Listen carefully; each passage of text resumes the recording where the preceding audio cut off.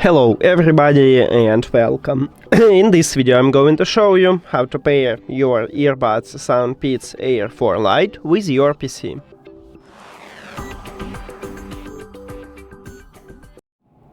You have to start by press one time at the Windows button on your keyboard.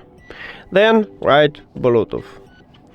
If you see Bluetooth on other devices, amazing, just press on it or click Enter.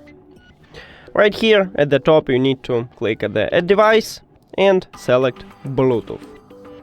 After that, open the charging case, and if your earbuds have no connection with another devices, it will enter to prank mode automatically, but also we can enter to prank mode manually. Right here at the front side we have connection button. You need to press and hold it until this LED light start flashed. Here we go, and we just enter to prank mode manually. So after that you will see it also at the device list. Now just click on it and then click Done. We did it!